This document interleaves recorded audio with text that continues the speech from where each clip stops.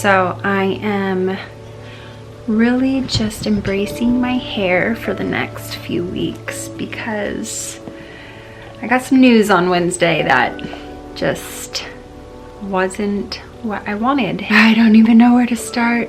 I just feel, I know I think I say this every single video, but I am so tired. I feel like the last few days were a lot. Now I am starting to come down with something, but I'm just napping today and then going out to dinner with family as my last little hurrah, because Friday, January 13th, I start chemotherapy. I think as an adult, often there are so many decisions we have to make in life that we know is the right choice. We know it's the right decision, but it's not the fun one. It's not the one we want to do, but it's the one that we know we need to. So where do I start? All right, so last Wednesday, my brother and I went to my oncologist's appointment. We kind of both knew something right away when he walked in. As my brother said, he walked in like he was going to give some news that he didn't want to give. If you've watched some of my previous videos, you know that I was pretty adamant about not wanting to lose my hair in whatever form of treatment that I do. And so he was originally trying to put together a cocktail of chemotherapy that included one that wouldn't make me lose my hair. Unfortunately, my diagnosis changed a bit too, and my official diagnosis is extraovarian primary peritoneal carcinoma. So it's a rare cancer. They're still learning how to treat this. You know, obviously he consulted with colleagues and the tumor board and ultimately gave me the choice. I could not do radiation, which was kind of the option that I was really hoping I was going to be able to do, because it would have been 5 weeks of radiation and then chemotherapy once a week, but it would have been a chemo drug that doesn't make you lose your hair. And I think also because I've already done radiation that I can wrap my head around what that'll be like. I've never done chemotherapy, so I have no idea what it's going to be like. But that's off the table now. I treat this like ovarian cancer because of the way that it arose in my body, and it's really confusing. I don't even understand all of it.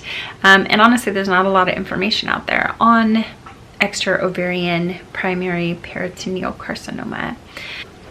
Okay, so I got my phone and I can go into my chart and get the names of these actual drugs, because I'm sure over time I will remember what they're called, but right now my brain is still like mush. All right, so it's carboplatin is one of them, and then paclitaxel, which kind of is just known as Taxol. So I would do 6 rounds of that. I do that every 3 weeks. I don't even know how to pronounce the drug name, but let's see what the, Keytruda. So, I don't know. I honestly don't remember the appointment very much, to be honest. I think that I just disassociated and I feel like I left my body. Oh, I feel like I'm not making any sense. I am going to be doing the carboplatin and Taxol. I think that's what you call it. I think that's what I said. And then the immunotherapy. 2 downsides are that this combination does make you lose your hair, and I have to do the immunotherapy for 2 years. So I'll do 6 rounds of chemotherapy, but then it just goes to immunotherapy every 3 weeks for 2 years. But the outcome of that one is just so much better than not doing it. And I feel like with my history, I feel like if you lay out my mom's history, having Lynch syndrome, having the version I have, it's a lot, but I know that I need to do the one that is going to give me the best outcome, especially because this is such a rare type of cancer. I will be starting that on Friday. I am going to try cold capping. They do have a cold capping system at the hospital. It's out of pocket expense. Sister-in-law are going to help me with that, which is incredibly generous and wonderful. He said that I will lose my hair by the second round, and he doesn't feel super confident that the cold capping will work with this cocktail of chemotherapy. But I also would feel like I would probably regret not trying, because like, what if I am the one person that it works for? I am gonna do that, and then I'll just take it round by round. You can just pay per round, and I don't need to necessarily pay for the whole thing up front. I'll end up probably having to cut my hair just like shorter in general, because I'm sure it's still gonna thin, and it gets like frizzier and tangly, and I end up cutting it one way or another. But we'll see. It's gonna be really weird not having eyebrows or eyelashes. I used to think about this moment for a long time. I used to think about, because of what I've been through at such an early age, I have thought a lot about if I had to do chemotherapy. And it was kind of like I don't know, I'm a bit in disbelief, because I've always had like weird cancer experiences, but I've still had the best case scenario as far as treatment goes. Now it just feels like so aggressive and so extreme, but I also believe that it is the right choice. I'm still not convinced that there's not a new tumor growing. I've been experiencing a lot of pain, even though they just found a fluid-filled lesion at my last CT scan a month ago. I just feel like something's going on. I know that taking this more aggressive route will be better in the long run.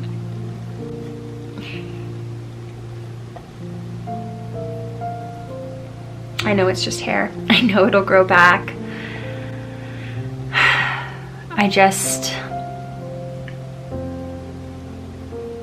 There's just so much going on in my head right now. This week is going to be crazy busy. Monday, I have an appointment with a chiropractor my brother wants me to see. And then Tuesday, I have an appointment with the chemotherapy nurse. And then I get my initial blood draw. Wednesday, I get my port placement. Thursday, I don't think I have anything, but I'll just probably get ready for my first round of chemo. It's 8 hours long, because I have about an hour with the cold cap. Then I start pre-meds, and then I start infusions. And then those are about 6 hours. And then another hour of just the cold cap. And 10 days after treatment, I think it's called nadir. It's where your blood counts and everything will be at their lowest. So I have to go get another blood draw, and then they can kind of just tell me where I'm at with that. So I'm about to enter a completely foreign world. Even though I've been in this cancer world for a long time, this side of the world I haven't. Honestly, I'm just in shock. I am in so much shock right now, and I'm really good at just soldiering on and doing what I need to do, but I just feel numb. Like, I don't feel anything right now. I'm hoping that it does eventually catch up with me and I'm able to feel everything. I am on a really high dose of Prozac right now, because, well, I was from this fall. I haven't cried. I feel sad. I feel really sad. I just feel in complete and utter shock right now that this is really happening. Not the cancer, but just having to go this aggressive of a route with chemotherapy. that I honestly don't know that I ever thought I was going to have to do. This is the plan. What I know about how I'm going to feel is, so day 1 is the day you have your infusion, and then day 3, 4, and 5 I will feel pretty crappy. He said mostly like flu symptoms, but then the following week I'll start to feel a little bit better, and then the 3rd week I'll feel pretty normal again. Just in trying to figure out how I'm going to continue work and whatnot, I don't know. I will just take it as it comes. I imagine I'll have really good days where I want to be out there working, and then I imagine I'll have a few days where I am just sleeping and resting. A lot of people, especially on Instagram, asking what I need, how they can support me. This part is really hard. It's hard for a lot of people who are going through these kinds of things to say how they need to be helped. But it's also a really important part of this journey, is to learn how to ask for help and to learn how to say what you need.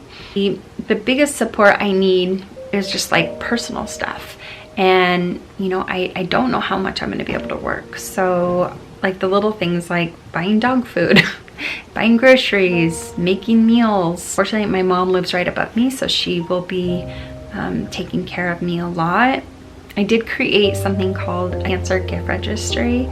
I guess I just figured that we do wedding registries, we do baby registries, and we do birthday gifts. So why not do cancer gifts as well? Why not say exactly what we need during this time? So I have included a link below to that page on my website. It is just a list of various things that I think that will help me during this time. There is also my Venmo if you want to help out with a meal or whatnot. Some people have just been sending me like 20 bucks and, you know, saying go buy something. I have asked that if you do send Venmo, then you say what you'd like me to do with it, and I will honor that request. I have 2 pets and their food is really expensive, and all starts to add up pretty quickly. I'm gonna take you along for this journey. I imagine it's gonna be really hard to come on here when I don't have any hair, but I think it's really important for people to see this world that we go through when we are diagnosed with cancer. And it's really easy to just say, you know, I'm praying for you, or, you know, I'm thinking about you, and all of that is nice. The truth of the matter is, those of us that are going through this are going through hell, and it's such a lonely journey. Yeah, I don't know what else to say. I just want to go take another nap. And I guess I just can't believe that my life is here again. Just on such a great path moving forward, and I had so much hope for what was in store for me, and now I'm going through this again, and once again my life is stalled and everything is put on hold. And this part of this journey I'm on is exhausting. It's exhausting to constantly be starting and stopping over and over again. I appreciate you being here, and I'm going to try to document this journey as much as I possibly can. But I mean, it was like pulling teeth to get me to do the last 2 videos because I've been so tired. I'm committed to it. I'm committed. So I appreciate you being here. If you haven't, subscribe, like, thumbs up, do all the things, and I will see you next time. Bye.